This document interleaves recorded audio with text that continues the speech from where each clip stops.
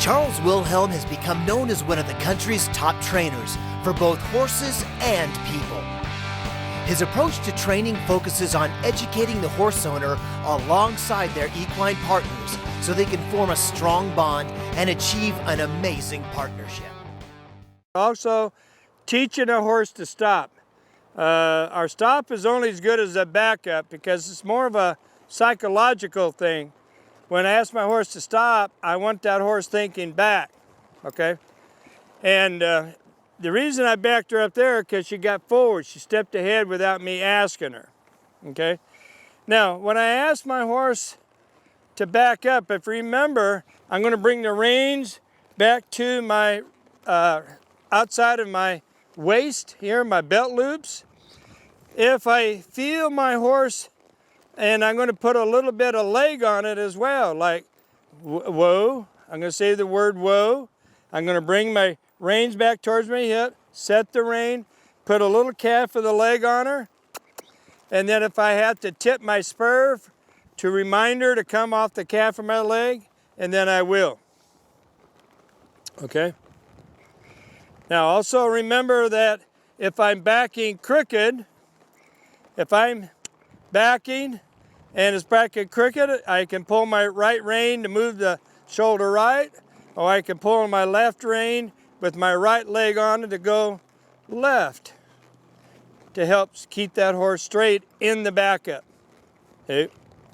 Now, here's another tip that we didn't cover earlier is sometimes with sticky feet, if I just go ahead and ask him go forward a step or two, pick up, when the feet shift back, I can release. Now, if I can get the camera to focus in on my right hand here, and I'll show you sometimes my release is not always exaggerated, you know, taking it forward. Sometimes the release is just releasing these lower fingers here. Now watch. Back, horse's feet move, release, pull, or set and release, set and release, set and release. Now, let's work on our stop. Now, I want my stop to be verbal. I want my stop to be with my seat. So the first thing I do is I just ask my horse to stop. But I'm going to bring this mare around the other way here because she's seeing the gate over there and we got a magnet going. So when I ask my horse, when I say whoa, whoa, and it doesn't stop, I'm going to pick up on the reins, back up my horse, and say whoa, whoa, whoa, whoa, and then release. Now, if I want a good stopping horse, I want a reining horse or a real performance horse, instead of just asking my horse to go forward, I can just step it off. Now the reason I'm stepping it off, because I want that horse thinking that there's a barrier. Now you can do this with an English horse just as well. Doesn't matter. Cue is a cue. Stop is a stop. All right, forward, get the horse walking forward. Whoa, stop, and back up. Good. Step it over. Go forward. Whoa, and back it up. And I'm going to do that until it starts listening to me at a walk. Whoa, good. All right. So she's starting to listen to my verbal cue. Now, it's not perfect, but we can build on it. And for the sake of the filming, that's a good place for us to start. Now, the same thing's going to happen in the trot. All right. So I always want the verbal cue. Okay. So I'm going to say whoa without no body. Whoa. Good.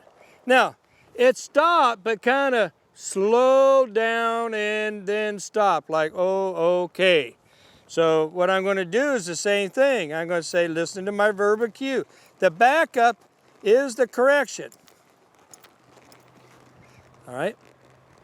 And step it over. Trot. Come around in front of the cameras. Hey. Didn't stop, so back it up. Whoa, whoa, whoa. Bump it in the belly a little bit with my leg. Step it over and trot out.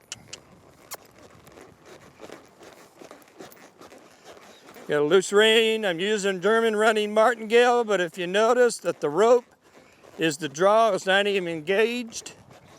Only have it there if it gets its head way up in the air and it blocks it. Whoa. All right, it whoa, but little, not crisp. Step it over and trot on.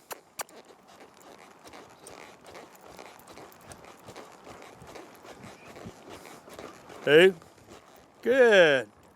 Good job. All right, the next thing that I want to do is I want to do it with my seat. And the way that I'm going to do it,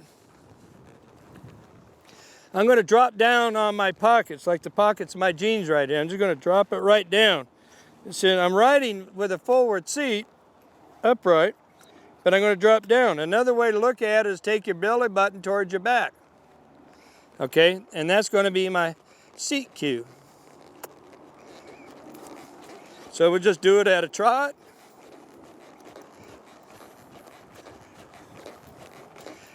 And what we do, we just quit riding. We just take our leg off and stop. Sit down in the pocket, took my legs off the horse. And then we do the same thing in the canter.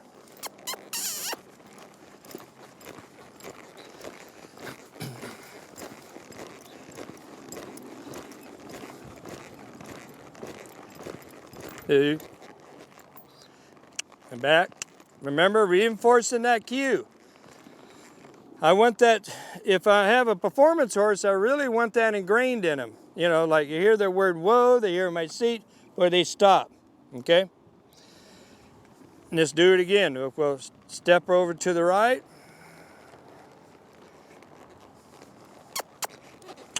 Put her in the canter.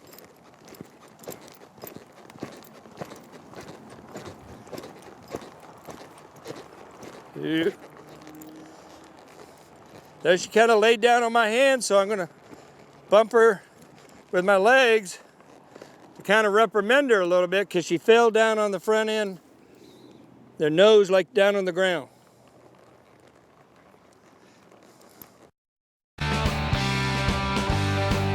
We hope you've enjoyed watching Charles Wilhelm's Ultimate Foundation Horsemanship.